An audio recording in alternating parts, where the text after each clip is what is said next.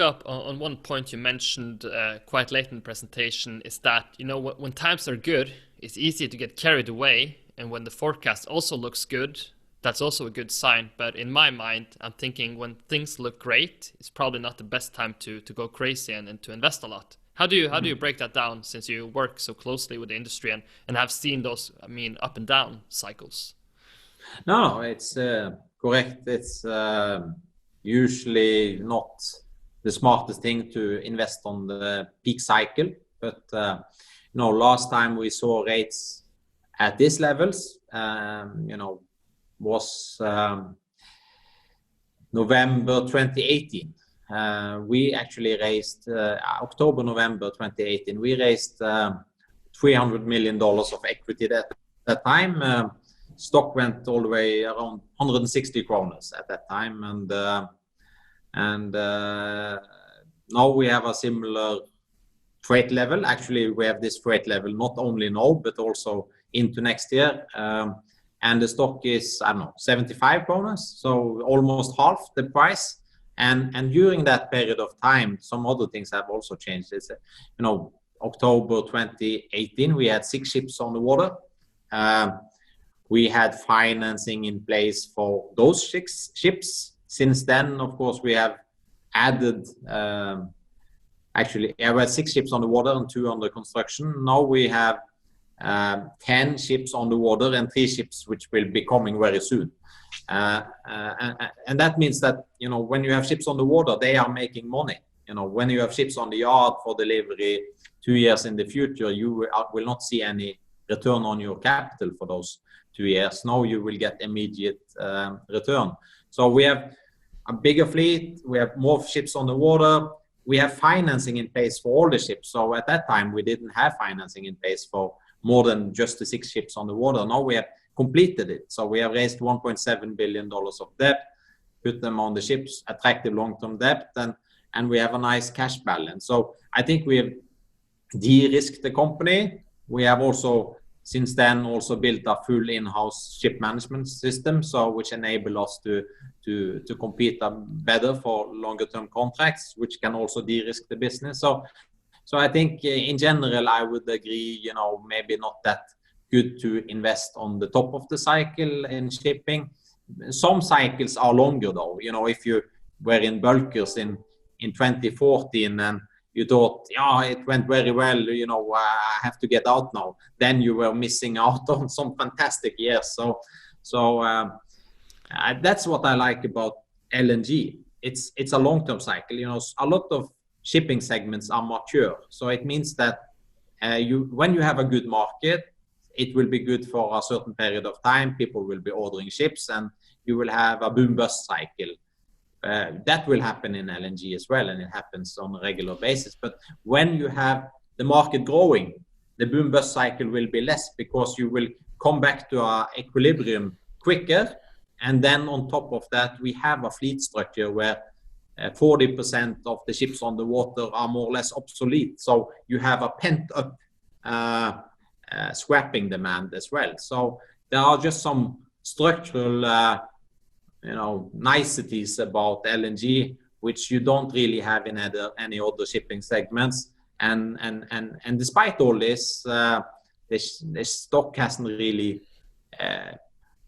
responded very much to a much better outlook. I think rates are good now, but what I really like is we are getting demand from Asia, and we're getting European inventories down. That's what I really like. And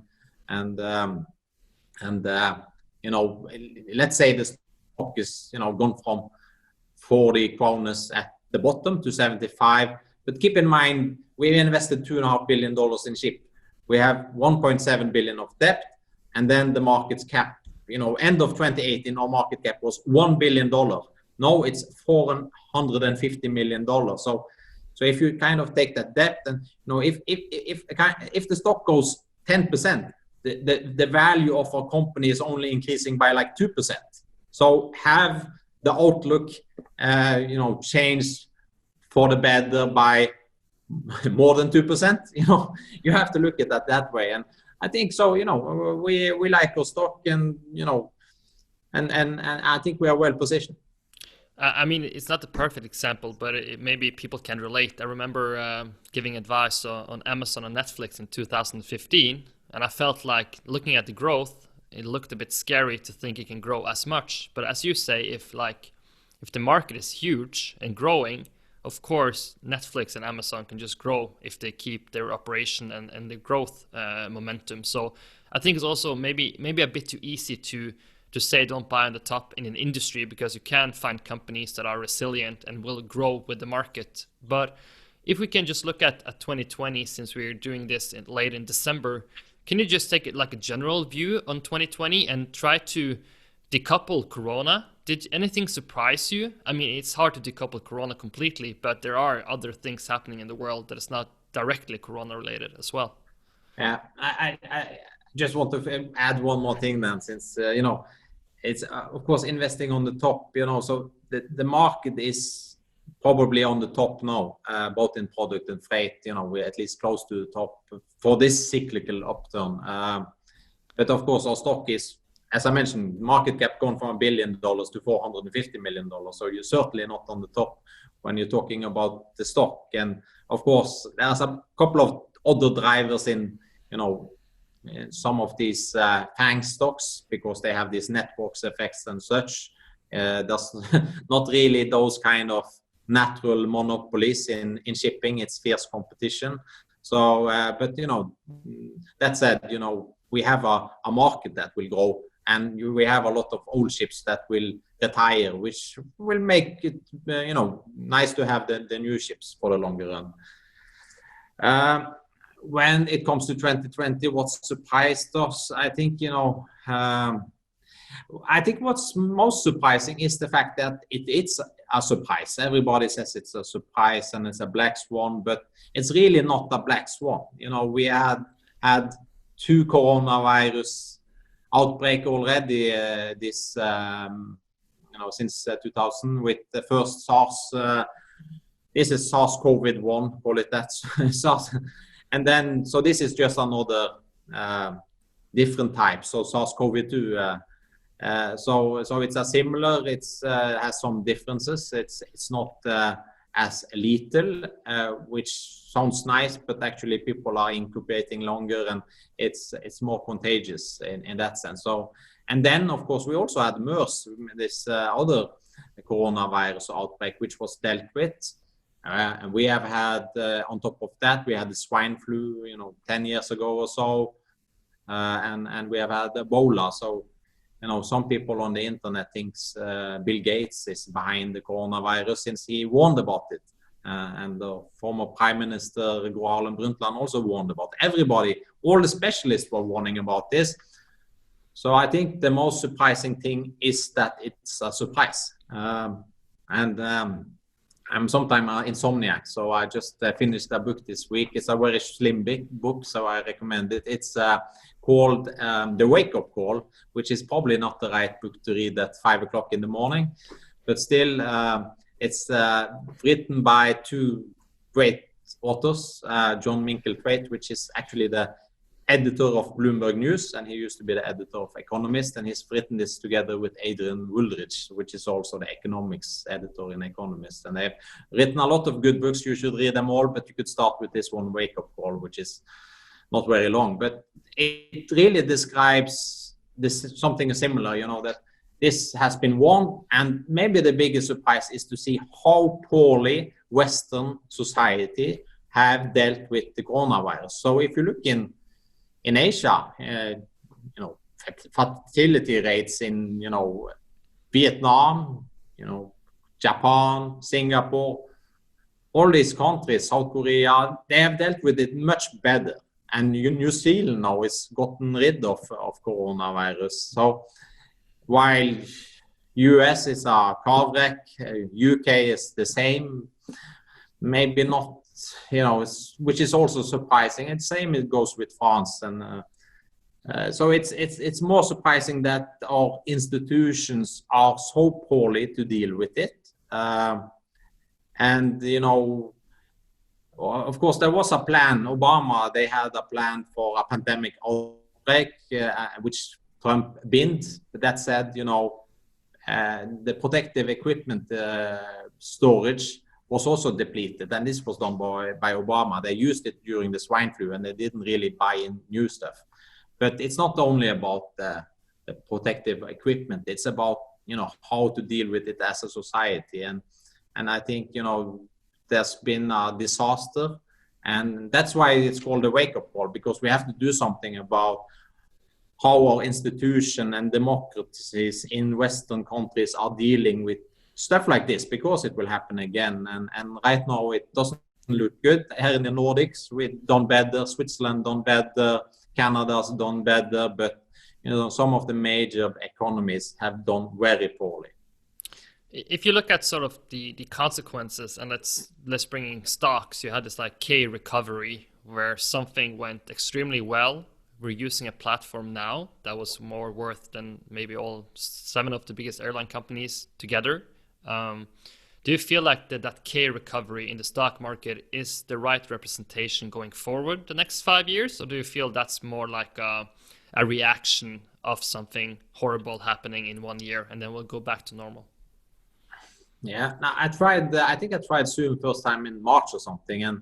And I did the same mistake as you were talking about me. I looked at the stock, I saw it's gone quite a lot. Maybe, I really liked the program and I thought this is going to be big, but I didn't invest because I thought, stock already gone, and it's biggest mistake I've done. So that just showed that, don't look too much on how much the stock has gone when investing. Yeah, I think the stock market's been crazy. Some of these stocks, it's very frothy when you see Airbnb being priced up 115% on IPO dates. You have to go back to this .com area, look at Netscape and these kind of stocks. And I actually looked at the 10 biggest pops on these IPOs. And number 7 really I liked. It was called Cash Flow, not cash flow, but Cash Flow, which is an IT company. So there's way too much money flowing around. We are living in a age where we are doing financial experiments, which we have never done before, where money is being pumped everywhere and liquidity is massive. But the thing with liquidity, and I think a lot of people learned this during the financial crisis, is that liquidity is a mirage. So it can be there, but once you want to tap it, suddenly it can evaporate. And that will eventually happen. And then some of these 40 stocks, they really will have a hard time. But if you look at the .com experience, the index was down like 50%. But it was mostly, a lot of TMT stocks, which we call them at that time. But, sound value stocks performed much better. So we are in the same environment where value stocks in the late 90s was terrible in terms of performance, and people were thinking Warren Buffett is outdated. And then we had a correction in the .com stocks, and value stocks did very well compared to those stocks. I think we are similar path these days. Of course, some of the big FANG stocks, they will do well. People will be buying iPhones and stuff like that. But it's a lot of other companies which are just crazy. And we also see it here in Oslo with a lot of companies. As long as they can say that they are doing hydrogen, their stock will fly. I agree. If you look at... And Bitcoin, isn't it, you like Bitcoin, is it like $22,000 now? I mean, in all that macro talk, you creating the perfect argument for why to buy Bitcoin. You can't grow any more than 21 million. But I wanted to talk a bit about, if you take that analysis over to the energy market, is it much harder to have that effect on the energy market? Is it much more slowly, or can it be disruptive in any way? Or like you said, renewables growing pretty slowly compared to LNG. Is there any type of black swans or crazy breakthroughs? I mean, there's a lot of experiments going on. You have hydrogen in airline companies, etc. Is it anything that can surprise you, let's say next 5 years, because it's hard to surprise you maybe in 1 year in the energy market?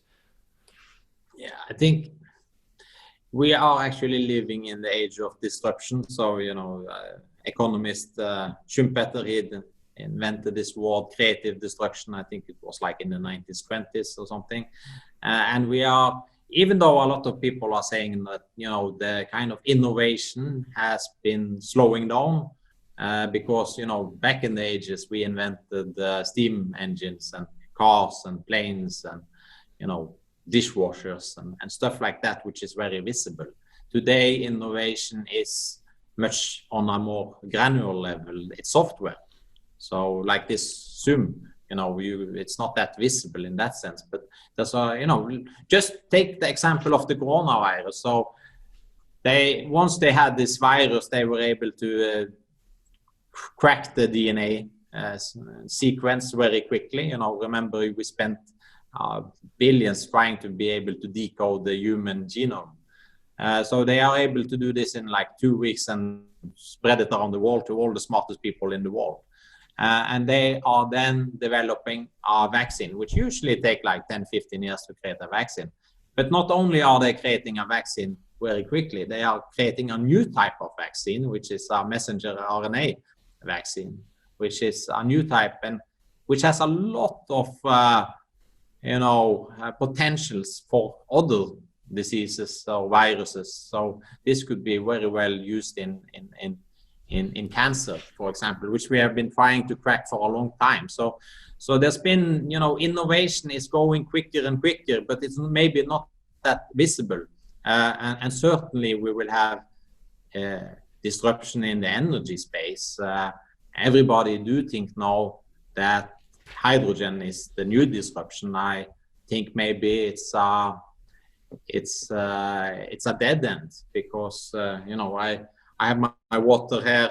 You know, if I'm gonna make it into hydrogen, let's say we're using green hydrogen, we put down two rods, a cathode and an anode, and we spend a lot of electricity to make H2O to H2, and then hydrogen is you can't really have hydrogen in that form. So either you have to pressure it or cool it down. I talked about it a lot last time. But then again, you have to spend, after making hydrogen, spending a lot of electricity cracking it down. And then you need to use 30% more energy to cool it down to minus 253, which is almost absolute zero. And then again, when you want to consume it, then you put it into a fuel cell, which is 60% efficient. So then you lose another 40%. So this is why Elon Musk doesn't call it fuel cell, he calls it fuel cells. So, yeah, and I wonder, it's funny. I wonder then, you already, when you were creating that hydrogen, you already had electricity. Why the hell are you spending it on making hydrogen? You could be using that hydrogen to close down a coal plant. Or even better, you could connect that electricity to a heating pump. I have a heating pump in my house. Every kilowatt I put in of power into that heating pump returns me about 4 kilowatts. So that's a nice way of heating my house as well. So, and then even in the space where it makes the most sense to have hydrogen, which is aviation because of the weight of the hydrogen, they will have ships now, planes commercially ready by 2035, which is 15 years in the future. And then we are really thinking about using it on ships. But then you want to do something else. Then suddenly you made hydrogen. You want to mix in nitrogen to make a clean product, which is hydrogen, to a highly toxic product, which is ammonia. So it's, there will be disruption. I just not really bought on the idea that hydrogen is what the product will be. And I think it would be much better having a carbon tax and let people find out what the product should be rather than bureaucrats in Brussels, which have probably not been much into the business environment.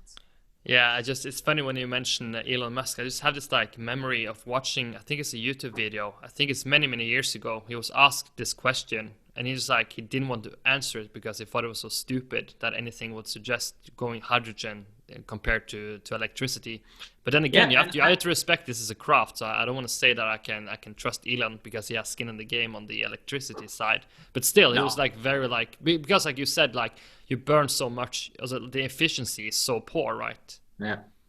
No, it's make much more sense to, if you have that green electricity, you can plug it into a car. Of course, it works on a car because you have wheels and the friction on a road isn't that much. It's much more friction taking a ship through water. But again, why should we use finite green electricity to make hydrogen when we can get rid of coal first and put it into to use a lot of other spaces first, so it's more about picking some low-hanging fruit and going for hydrogen is on the top of the tree.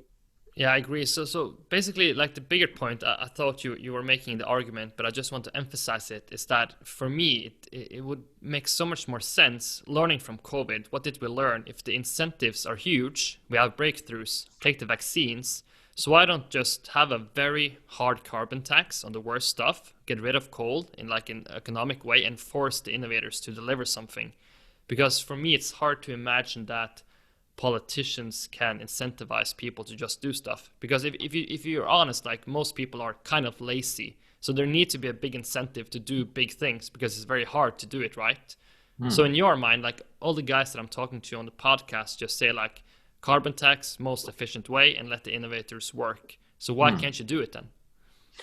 No, I think they tried with this cap and trade, so they gave out a lot of permits depending on, so if you are polluting a lot, you got a lot of permits, and then they're going to withdraw these permits and people are going to trade the permits, and it's just a very inefficient way. I think you have to be an economist somewhere to come up with this kind of system.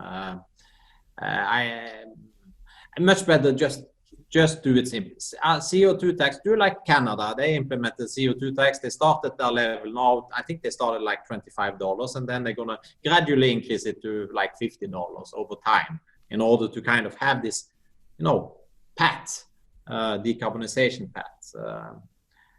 And then, of course, the government will get some revenues, but you can use that revenues probably to pay down some of the debt you have been gobbling up through this corona crisis, and also maybe to stimulate the economy and corporations through lower taxation. So this is just a much easier way. So what we're ending up with now is rather having bureaucrats making micromanagement of regulation. So where they are just putting up stuff and requirements without taking very much into account the cost considerations. So you're making an inefficient system.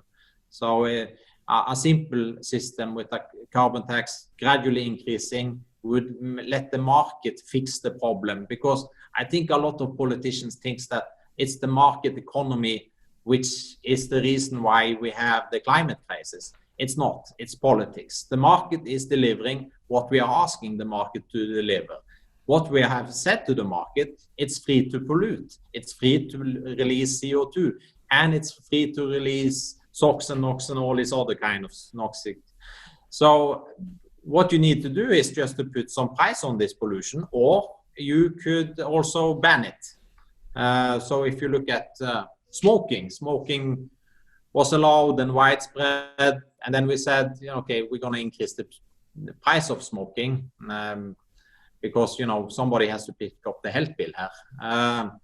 And then we also said, some places you are not allowed to smoke because you are affecting other people. So then smoking in the Western society has declined quite a lot, and in US even more so, because there you also have to fork some of the health costs if you are smoking. So the market can solve most problems if you just give them the incentives. The stupidest thing you are doing is to make a lot of detailed regulation. If you look at,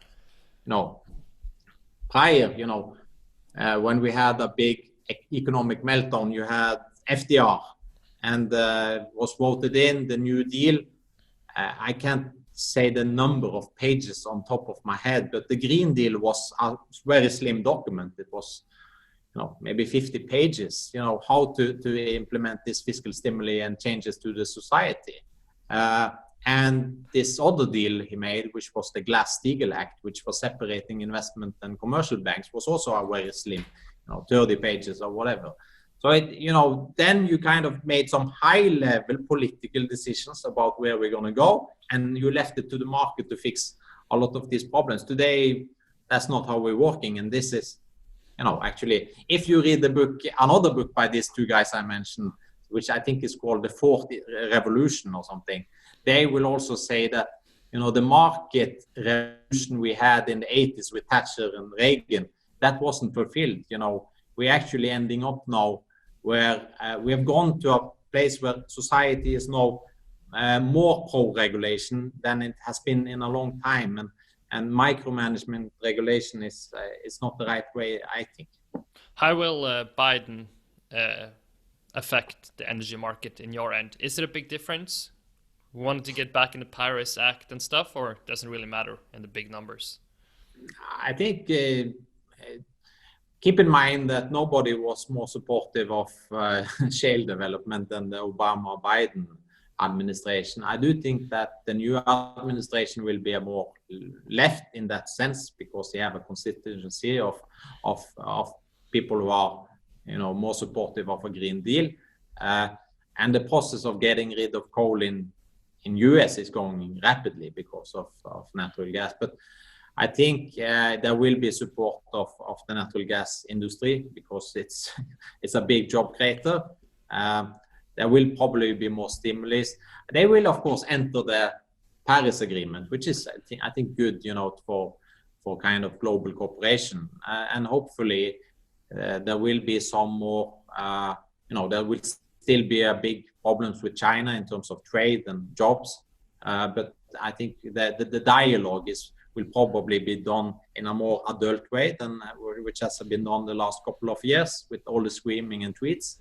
So in that way, you could maybe have a political environment more conducive for business between China and America, because these are the most powerful economies in the world, and they really need to find a way to sort out the problems and deal with it, rather than this kind of our second Cold War, which is in process of being created with what we would also call the splinter nets, where you have the Great Firewall of China and their satellite states, and then you have the Western societies on the other part of this splinter net. Makes sense. So just to ask a question, because maybe the analysis is interesting. So if you take the standpoint that LNG can't scale 10x in 5 years, what's the reason behind it? Well, I don't think LNG can scale 10 times, but I think it's feasible to scale it probably, a doubling of the market the next 15 years. Maybe the next 20 years, but something around that. And I think the main obstacle for scaling LNG further is, of course, carbon emissions. So, of course, we are reducing a lot of the local pollutants, but CO2 emissions has to be dealt with. And, there are a lot of smart people working on this. Carbon tax will certainly stimulate inventiveness and entrepreneurship. And there are several ways of getting the carbon out. So one way, you could do it in the combustion phase through an Allen cycle process, where you are capturing the CO2 during the combustion.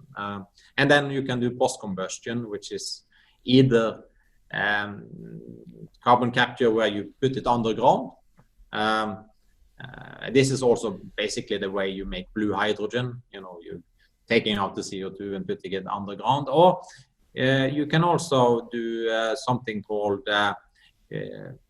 what you could call it carbon cracking. So it's more like a process where you're taking out the CO2, where you also can end up as hydrogen, but this is what we call turquoise hydrogen.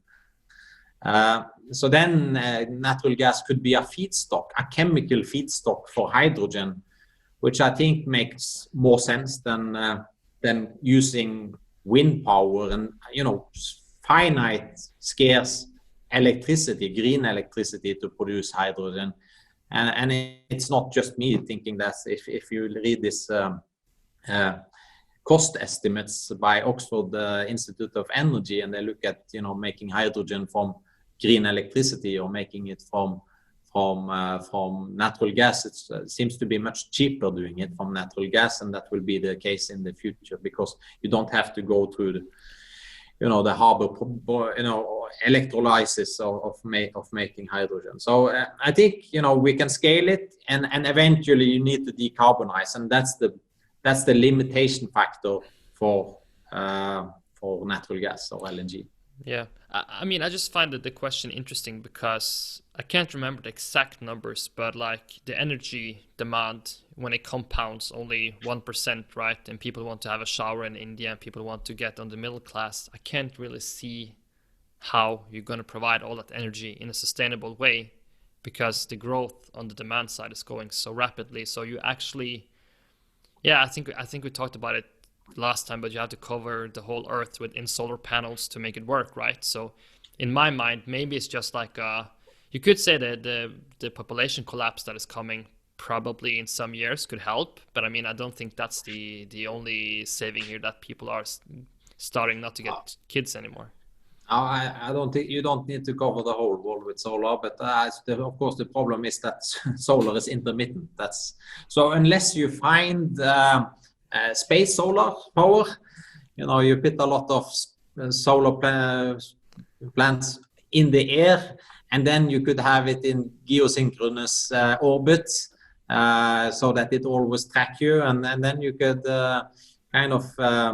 create solar energy and radiate it down to the earth through radio waves. Then of course it would be a bit easier, and it wouldn't be intermittent, it would be base load, but the main problem is, of course, the intermittency. But do you believe those projects? Because there are some people working on that quite intensively, those space projects. Of course, it's expensive, but we probably should get Elon Musk looking into it, because then it will be done a lot cheaper than having NASA or other people doing it. But just one final question on the energy side, and I don't know if this is possible, but can you do something in the oceans? Because you have so much oceans that, I don't know, some on the energy side. Of course, they have tried this, tidal power. It's not very efficient, and maintaining those kind of turbines on the water is not that easy either. Of course, wind conditions at sea is often better, so that's why you have offshore wind. But even in Norway, where you have very good wind, the economics of offshore wind is much less than onshore wind. Yeah. But just mind you that they're building data centers in the oceans way down, so there has to be something you can do in the oceans if you use a fence. Yeah, you are the Bitcoin miner, so I guess you know more about this. You should tell me, not the other way. Okay, let's save the mining center on the ocean for the next episode. But I think there are some Twitter questions, and I will try to sort of pull them together. But I think there are some interesting topics related to your job as a CEO. I want to talk a bit about stock buybacks later, but can we start just on the strategic side? Because I think you reported in Q2 that you were open for special opportunities if they were to arrive, because the market was kind of rookie, but you had solid financing, etc. Can you take us back to some of the things you can't talk about and are allowed to talk about? Because my sort of narrative I'm seeing is that you're happy with the fleet, you're happy with the operation, so it's just about tuning it and optimizing it. But I mean, that doesn't seem super visionary going forward. No. Of course, there have been some distressed sales or people who have been trying to sell ships, which is reported in the news, so it's public domain. We have looked at it, but it's for us it's a bit hard to do something when we have a stock which is priced at 50% of okay, maybe it's like 55% now of our book values, and our book is new ships, so basically NAV. So in that, what the market is telling you when your stock is being priced that low is don't grow, because you need capital to grow. And of course, we have raised the capital in our company for the 13 ships we are owning today, and also debt finance. So it's not very, you can't really raise equity to do something on the growth side.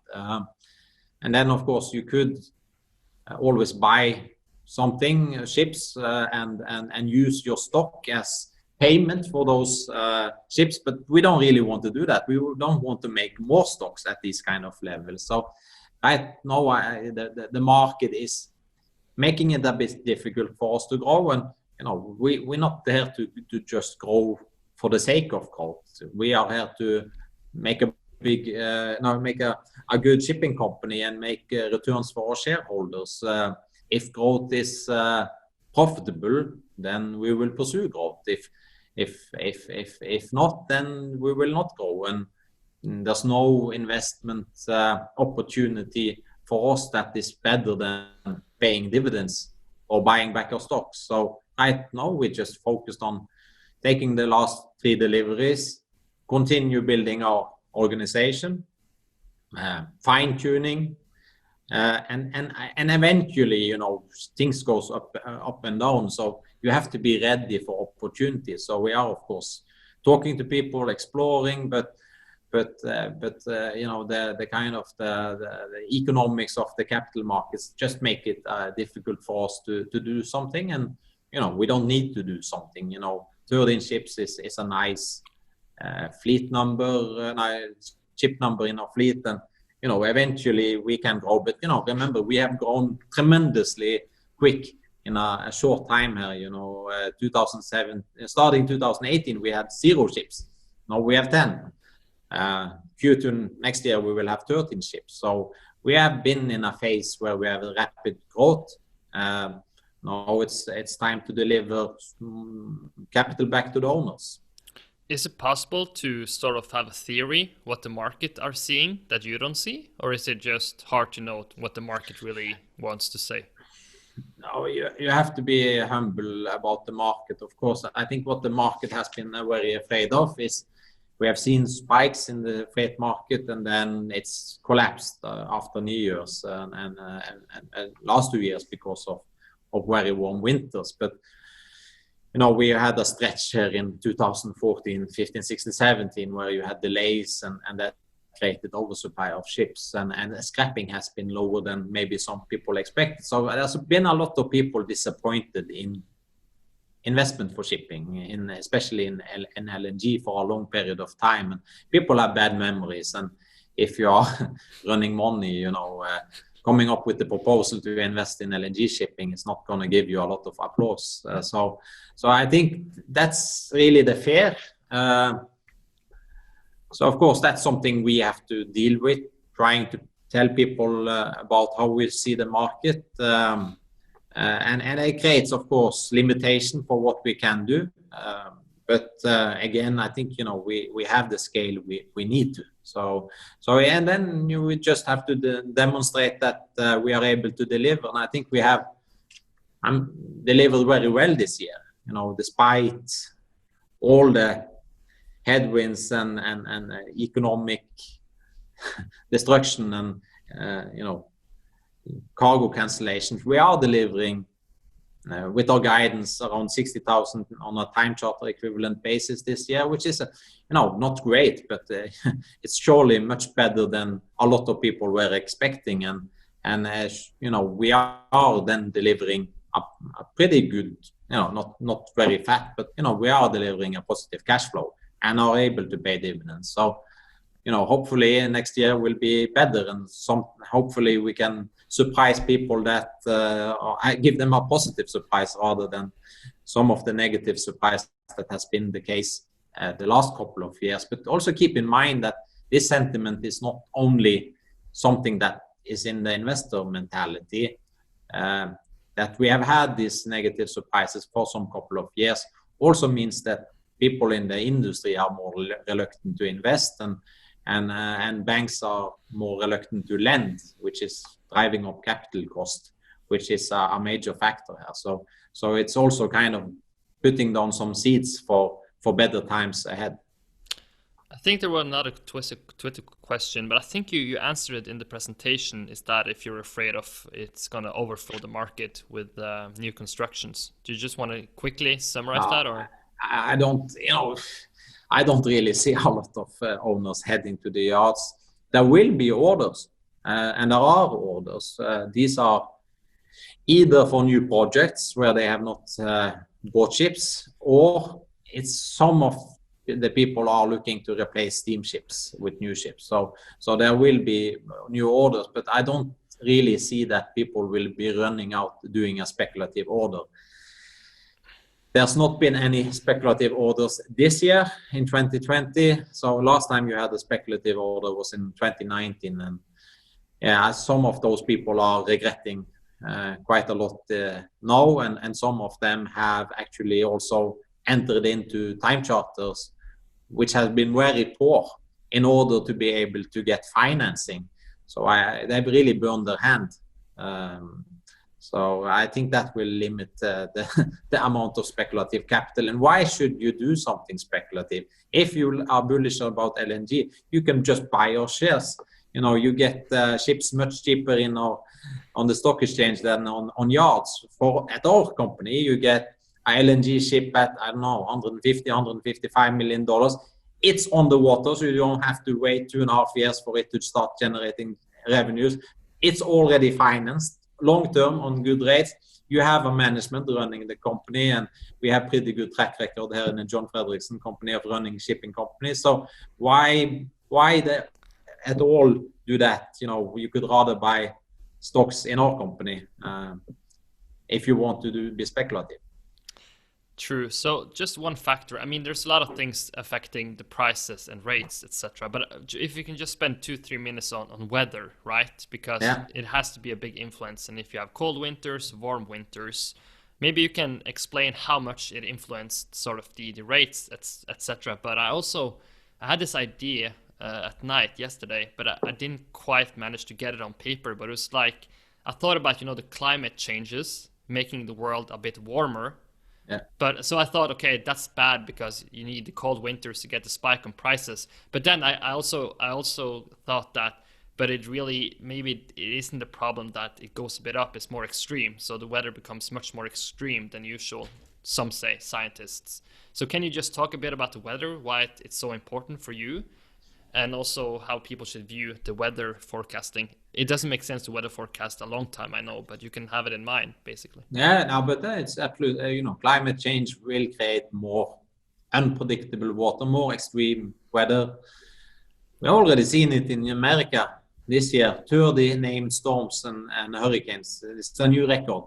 Beat the record even from 2005 when Katrina was wreaking havoc. So we see it there. We've seen this warmest decade. Warm winters are becoming more normal. The Northern Sea route, this is the route from through Russia to Asia, has been open all the way end of November this year. So the ice sheets are easier to get through. So of course there are, you know, if you don't believe in climate change, then I think you haven't done a lot of reading, and you know there's a lot of people saying, well, there is scientists are not in agreement about this, but if you look at scientists, what are they really doing? They are arguing. So scientists tend to disagree. That's their job. But when it comes to climate change, there is, you know, almost uniform agreement that we have climate change creating different weather and all this stuff. So that you know that will happen then, and you know we have to adapt. I think, you know, if you're saying that climate change will not happen, you know, you have to spend some money on adapting. So look at the Dutch people; they have been adapting to climate change for a very long time. And I think we also do have to prepare for some. Maybe climate change we are not able to reverse in that sense. In terms of LNG demand, of course, yeah, warmer winters create less demand. But, you know, you could also have warmer summers. That's creating a lot of more electricity demand because you need to cool down. And actually, if you look at countries like France, where you have a very big proportion of the electricity coming from nuclear power plants, what happens when you have a warm summer in France is the fact that you are not able to get enough cooling water for the reactors. So you have to shut down the nukes in the middle of the summer the peak demand for electricity is high. So then of course you could have more demand for gas. Of course, sun power would probably be creating more electricity, but that's only part of the day, and wind doesn't necessarily blow stronger when you have warm weather. So I think it's inevitable we have some change in the weather long term, unless of course we can get this what we call the direct carbon capture, where you're just taking it from the air and sucking it out of the air. Of course, it's not that easy, because even though CO2 emissions have been increasing, it's air is 78% nitrogen, 21% CO2, oxygen, and then CO2 is only 400 parts per million. So that's why direct air capture is a bit difficult, because it's such a small trace element in the air. But of course, if you are able to commercialize that strategy, then of course you could get CO2 emissions down quite rapidly from the atmosphere. And right now I think, as I read, that the price of doing this could be around $800 per ton. So actually it could be that if you are able to drive down this cost, because scaling those kind of systems is probably much cheaper than scaling hydrogen, because hydrogen have some natural bottlenecks. So then if suddenly that goes down to $150 per ton, then it actually would be cheaper to just burn LNG and capture it from the air. But again, I think it's easier to capture the CO2 from a natural gas plant, because the concentration there of CO2 is much higher than in just regular air. So. Makes sense. I had this I'll give the example briefly, but I don't think it can transfer directly to shipping. But I did some research on stock buybacks, and I think I just have to get my numbers correct that over the last 20 years, IBM bought back shares worth 140 billion. The market cap today is 110 billion. So basically, if you're a tech geek like I am, when you buy back stock, you're saying to shareholders, we have no idea what we're doing. We think the best way is just to buy back our stocks, because in the tech world, you will think that let's use our money on more R&D, let's hire more people, let's pay them more, and let's not buy back stocks because we're saying to the market, we have no idea what to do. And I don't think that in the tech narrative translates directly into your narrative. But maybe you can just talk about, do you have emphasis on people in the tech world saying that buying back stocks is not the best idea for a company? Well, I really do think it depends a bit. Of course, buying back the stocks put money in the hands of shareholders. So you are distributing cash. So, even though you have bought back stocks for $140 billion and your market cap is $140 billion, you distributed that money to people. And when they get that money, if some of these IBM people, shareholders, got that money, maybe they invested some of that money into Netflix or Amazon or so. For me, it doesn't really matter. Companies that are not able to innovate or is at the end of their life cycle should distribute money to shareholders, either in the form of dividend or share buybacks, so that shareholders can take that capital and invest them in new companies, where most of the innovation is happening. Innovation is not happening in big companies; they are happening in smaller companies. But then you can say to IBM on the counterpart, why don't IBM do some M&As if they have the money and the market cap?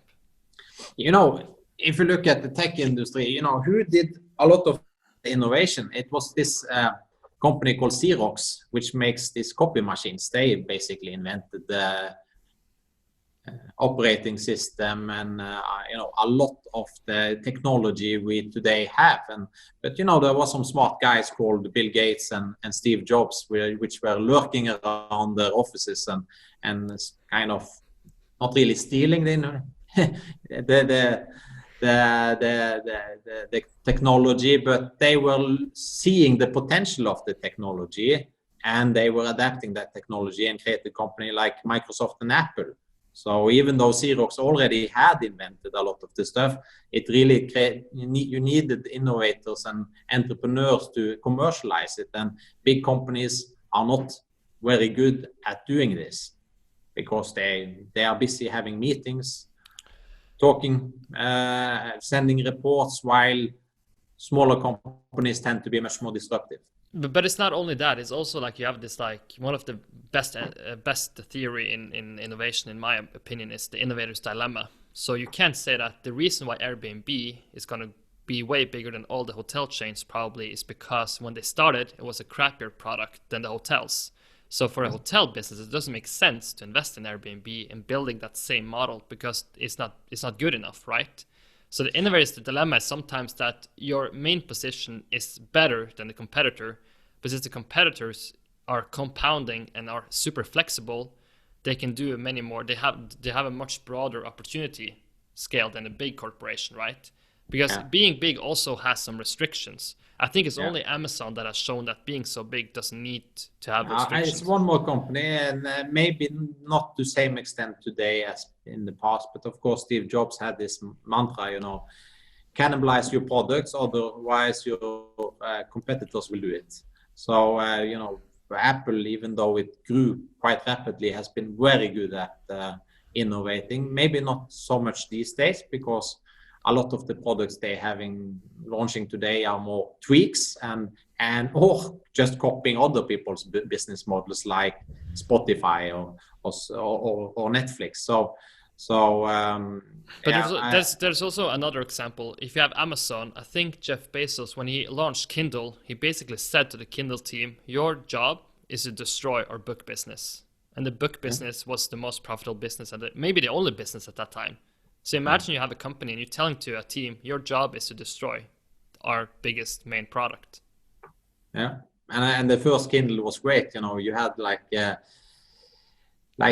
GPRS, a SIM card into it. So even if you were sitting in a beach in Thailand, you could download a book without having Wi-Fi.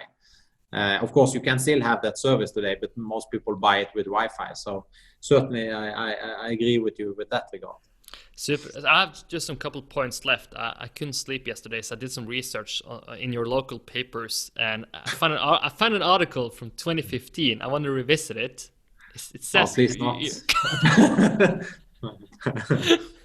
The article was that Øystein is one of the biggest talents in Norway. I think this is 2015. You said you didn't like that narrative because you had some gray hairs already. So even more so, no. I don't want to talk so much about your own talent, but I want to see, how do you define talent today? Because in your position, you get the privilege to find great talent. You can attract people from all over the world. So in your mind, having been an upcoming and a big talent, how do you yourself assess talent? It's hard to kind of put the kind of just one thing here. It's people who are you have to find people who are open.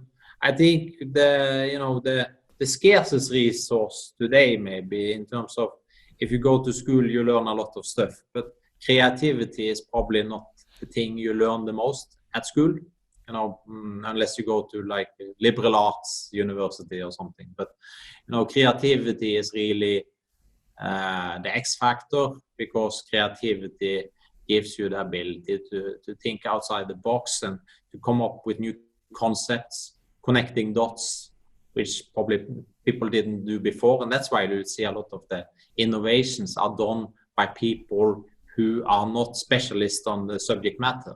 They are coming out from somewhere else and looking at stuff and then connecting stuff in one technology or product to another, and creating some great products. So of course, having people who are creative and are able to connect those dots, and then being able to communicate it and work with other people about that, I think it's a much scarcer resource today than people who are very good at putting numbers into an Excel sheet or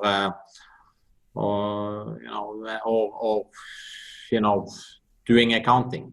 So that's where I think that's the most important factor. But if I'm just gonna mention one, yes. But it's also like intuition after having so much data over the years. So you also have this feeling that if a person is capable or not. I think you you tend to realize that fairly quickly if you are paying attention. I agree. So just the last point, because I thought it was interesting in the same article. I mean, I think you talked about if you wanted to start your own company, and I think I just want to take 2 minutes on this point, because I think someone said, one of the richest guys in Norway also said to me that if he did higher education, he would never be able to do what he's been doing, because when he started in real estate, like his options were so low, because if you have a higher education, you will get amazing job offers. Maybe you can work in investment banking in New York, etc. And you maybe have student debt as well. So for you to say, no, I'm going to risk it all, probably fail in a business, but I'm going to do it, it's a bit hard. So I think you also said like the obstacles is hard, not only because like you would like to do it, but also because the job offers are super good at the same time. Can you spend some minutes talking about that? Because there's a lot of people that listening that want to start their own companies, but maybe isn't sure to go corporate or to go solo in starting a company.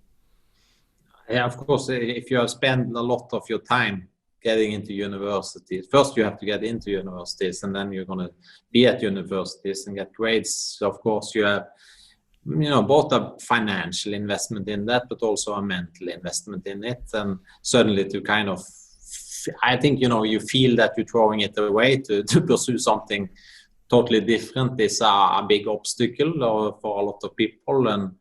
And it's hard to kind of make that, making a very uncertain financial projection about the future compared to something which is more tangible. So I think that's a limitation factor, and that's why you do see that a lot of the entrepreneurs are maybe from a bit different background, where they have not invested that much into their knowledge in terms of education and such. But it's also about the culture. What kind of culture do you have? And if you look at the big success of Silicon Valley, it's about this culture. If you look at students in America 10 years ago, before 15 years ago, before the financial crisis, and if you ask them, what's your top job, for, let's say, MBAs, it was financial companies. All the people wanted to work in banks. Then eventually it was hedge funds. But if you ask MBAs today, where do they want to work? It's in Silicon Valley. But and then Silicon Valley today has become more like a traditional industry. So of course we need to go further, and maybe those MBAs in today, they should rather be starting with biotech, chemicals, or something else, rather than kind of the regular tech. So it's also about the cultural element there, where people are going in a safety of the herd mentality, rather than doing something entirely different, which is sometimes an obstacle to entrepreneurship. But I think that's a great point, because if you follow that analogy, like you should probably, in like a stock sense, be short entrepreneurship, because now it's too cool to be entrepreneur. So maybe like a guy having a great life in the 30s are saying, okay, this is not realization of the highest Maslow hierarchy, so I need to start a company, because that's the mentality is that's the coolest thing, right? So it's also, I think they were doing an analysis on where do MBA students want to be, and you should short that sector. Not in like, it can't be interpreted as a bad way, but it's something with the mentality, right? So if all MBAs want to be founders, there is maybe a good time to be short that idea for some years. Yeah, but I think you should never be short entrepreneurship in general. It's, you can probably be short tech, but we have had a boom in tech entrepreneurship. So that's why I think, we need to have entrepreneurship in different segments, and probably you need to have entrepreneurship in energy to have the energy transition. And we need to have entrepreneurship. Why don't we have these flying cars? When I grew up, I thought we should be having flying cars. We still don't have them. We have still not been able to go back to moon since, was it in 1972 on Apollo 17. So why have there not been this kind of disruption there now in the last couple of years? So there's a lot of different sectors which have been insulated from disruptions and creative destructions, which are, prime to be it. So I think there's still a lot of sectors where you should be looking into and finding new ways of doing stuff. I agree with you, but let's also add to that I feel you can be an entrepreneur in a company as well. If you look at the biggest innovation, I can't remember exactly the statistics, but I mean, if you take the military industry, especially in US, I mean, that's basically the silver bullet on why they became so powerful. They used the military, they brought tech, and they had tremendous innovation. So it's also a question for me. Yeah, but you know that a lot of the military innovation is done through this, call it organization called DARPA. So DARPA is the defense research projects where they are, giving out research grants, and then a lot of the innovations in the military is happening through startups and tech companies on behalf of the military. I agree. Okay. Maybe we should end it there, because I can't find an argument that doesn't get counter argument. So I think, I think it's a good way of ending there, Øystein. Thank you so much for joining. Do you have any final thoughts we didn't share, or do you think we covered? Or do you want to summarize? I think we should blow up this Merry Flexmas logo again. But I thank you for having me back again so soon, and thank you for the people listening in. And I wish you all a Merry Christmas and a Happy New Year. And we are back in 2021, and hopefully we will have an exciting year with a lot of volume growth and with Asia pull of cargos as well. But let's see, we will be reporting in middle of February, so we will give some more update on the market and financial at that time. Thanks.